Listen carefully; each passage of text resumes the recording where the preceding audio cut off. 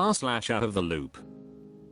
Noctopus says, what's going on with Justin Trudeau and why is he expected to resign?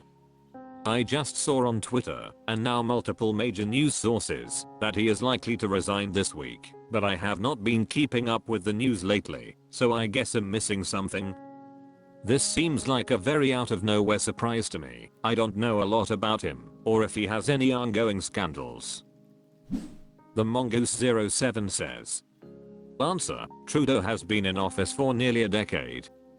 When he was first elected, he embodied a positive and sunny approach to politics, and it was largely a movement of young people who helped elect him, with the promise of electoral reform. He quickly abandoned that pledge, which I think was the first domino to fall. Over the years, Trudeau and his party has faced a number of domestic scandals, SNC Lavalin, surface blackface photos, foreign interference, etc., that gradually chipped away at the sunny image he projected. Before taking office, he was harshly critical of the temporary foreign worker program under Harper, the previous prime minister, yet he dramatically expanded the program and relaxed the rules for businesses to abuse foreign low-paid labor. The combination of temporary foreign workers, foreign students, who are also being used for cheap labor post-pandemic, and increased permanent resident targets put significant strain on our housing market, which hurt many of the young people who helped get him elected.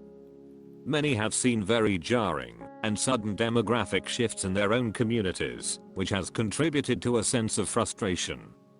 Trudeau ran a number of times on housing, but in the height of the housing crisis he said housing wasn't a primary responsibility of his, which upset a lot of people and helped Pierre Poilievre, the leader of the Conservatives, take the inside track on housing, right or wrong.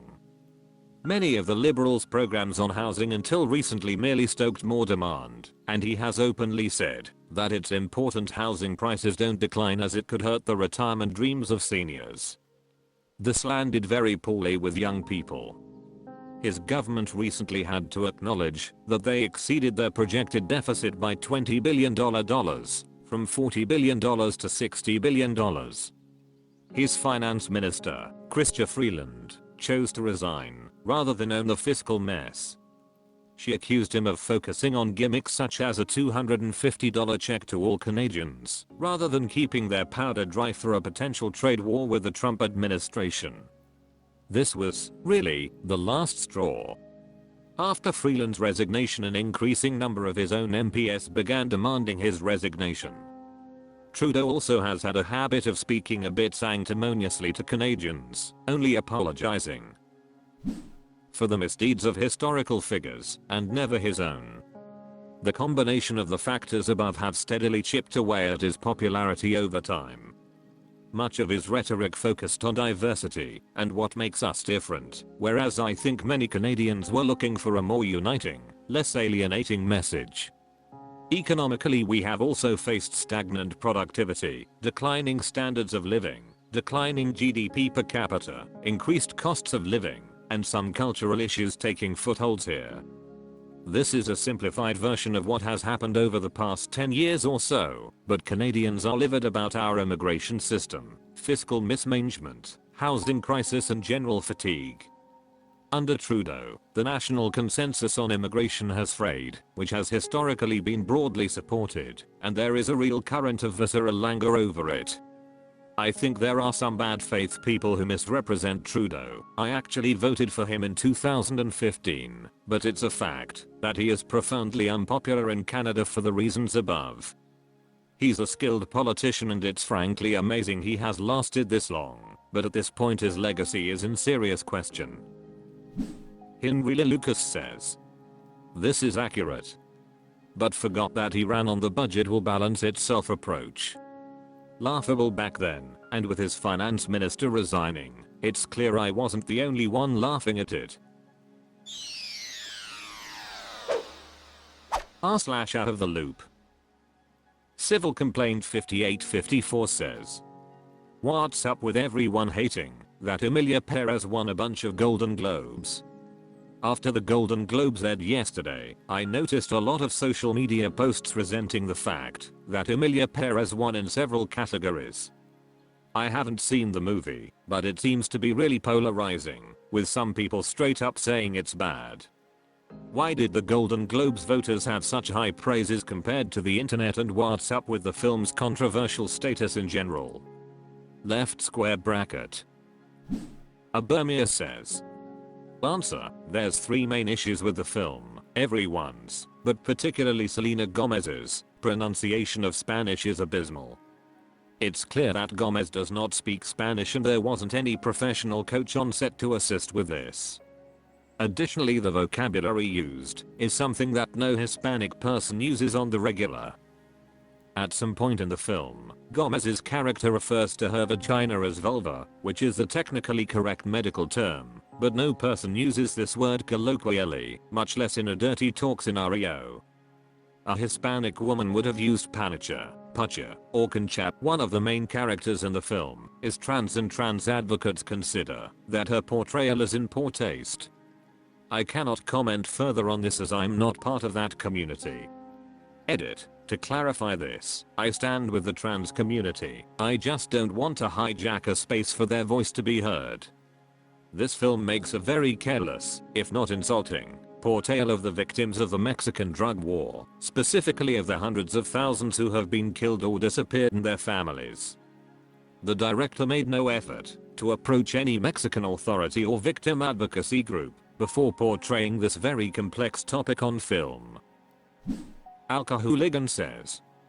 I read somewhere that Selena's character in real life is an American born from Mexican parents that didn't speak Spanish well. I don't know much about the real story to confirm or deny. As far as using vulva, yeah, the writers didn't really know what they were writing. Janus Michiel Vincent says. I read this as well, it's never stated in the film, or I missed it if it was. I do recall a throwaway line about going up to America to be with her sister. Her Spanish is awkward, but not in her American that learned Spanish way, more like it almost sounds like she learned the lines phonetically. The fault either way is definition on the filmmaker/writers. r/OutOfTheLoop. Doctor0877 says. What's up with r/interestingas, frick, and their bot banning? I decided to leave my first ever comment in a post on r/interestingas, frick, today about a short clip, and my comment was completely innocuous. Right away I got a message from their bot that I was perma-banned, even though it had nothing to do with my comment, but because I'm in another sub that they don't like.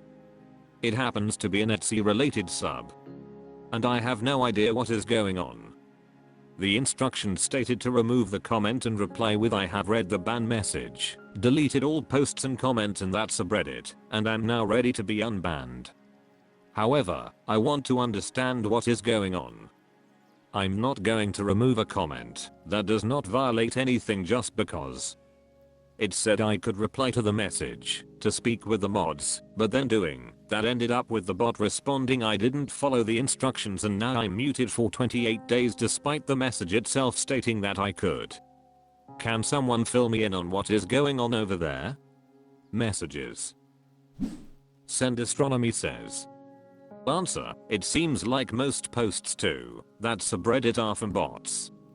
I blocked it from my feed a while back because I was sick of seeing entirely uninteresting things show up on my feed because more bots pump their numbers and fool Reddit's algorithm. I wouldn't worry about having a comment removed or being banned. It's inevitable for any big subreddit. I advise just blocking it. Binkerfluid says. These large and default subs are ridiculous now. Half of them are blatant political spam, surprising still going after the election, but not as bad, and half are just bots karma farming or something. Reddit should do something to keep this crap in check a bit. It's so bad you can't use a lot of these subs. Grarant says. Answer: subreddits are moderated by the community. Most of the subs that are big, like 100k plus, are modded by the same handful of people. These people are ideological, and if you post in a sub that they even slightly disagree with, they have an automod scrape those subs and all who post on ths and bang people. r/pix does it too. I know there are more but I forget. Over at r/eternity club people have been posting their bans lately. It's super common. It's funny because the bot/script used is called Protect. I think it's ironic for the Hivermind type of thinking that is being done. Reddit mods are like a cult. A cult that bans any opposing thoughts and tells/forces its followers to not even engage with anyone else. r/OutOfTheLoop. Affordable Singh says, what's going on with the global right wing being so against wind power? We've seen Donald Trump and the United States of America just rail against wind power. We now are seeing the AfD of Germany make intense statements against wind power. Why in the world are the right wing so against wind power? I'm sure a lot of people will talk about the historic links of oil and gas to these political parties and figures. Is there anything else to why they rail so hard against wind energy in particular? Fenner Blitz says, answer, you answered your own question. Oil and gas. Goradan The Destroyer says, why does the party with deep ties to fossil fuels oppose alternatives to fossil fuels? Catmando 206 says, they jet in paid. Eri says, answer, they view it as an admission that climate change is real and they have backed the other horse in that race. Same reason they hate walkable citizen vegetarian anything. Cardboard Tuna says, and keep pushing that stupid 15-minute cities conspiracy theory. Jared E. Rule says, answer, Scotland. No, really. At least for Trump, he hates wind farms because they sully the views from his golf courses in Scotland. Galaxy Ranger Bob says, as a convicted felon, Donald Trump can no longer visit Scotland. Forganek says, and I don't even understand that. Wind farms are absolutely beautiful. It's glorious when I see them on my drive down from Sydney to Canberra.